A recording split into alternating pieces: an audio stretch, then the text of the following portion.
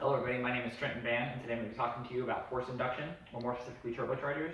The reason I say turbochargers is because forced induction actually consists of three separate elements. It consists of supercharging, turbocharging, and nitrous oxide. Superchargers work differently because they actually use power from the engine in order to pull air into the air induction system and help the supercharger increase horsepower in the engine.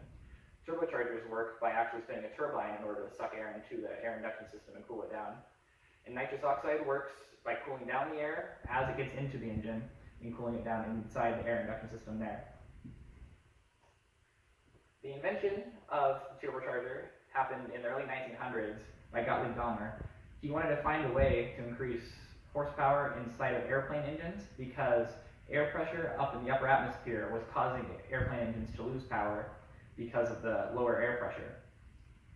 In order to increase horsepower and efficiency, he needed to find a way to push more air in, creating more pressure inside the engine and increasing the rate at which the pistons would fire and therefore increase horsepower without necessarily needing to be at a lower altitude.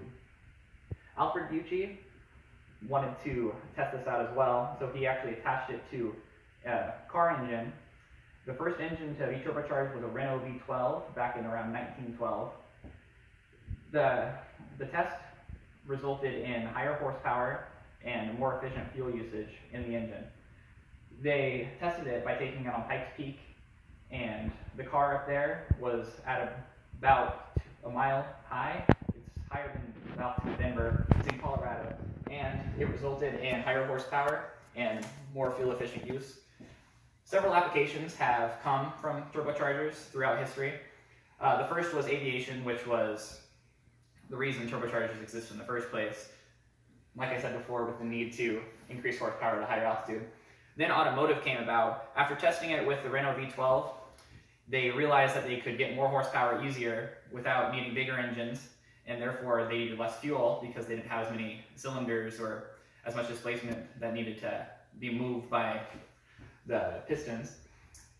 And then commercial use. Turbochargers are used in lots of industrial vehicles like dump trucks and forklifts and other big things that need to move around a lot of weight.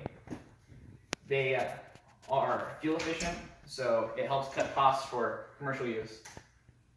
So the components of the turbocharger, let me go back. As seen here, are the actual turbine, the cold side, and the hot side of the turbo. Air goes into the cold side of the turbo, spins the turbine, then it pushes all the air from there into an intercooler. The intercooler's main use is to cool all of the air down to a temperature. That way that the spark plugs can fire faster and more fuel can be pushed into the engine in order to create power. From the intercooler, it goes into the engine here, as you can see, into the air intake, which increases combustion and moves the pistons around faster. All of the exhaust fuel is then pushed into the hot side, where it spins the turbo again, drawing in more pressure from the outside and increasing air intake, and then all of the spent exhaust is pushed out the back.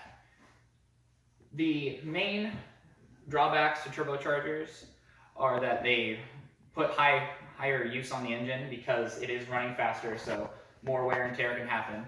But since it's using less fuel to actually create power, it's kind of a give and take type of thing. Things that can harm turbos are back pressure created by the resistance to air exhaust. Different methods exist. There's the single twin sequential turbos. Single turbo is the most common, which uses one turbo. Twin turbos are two turbos pushing air into both sides of the engine, usually on V engines because they have two air intakes.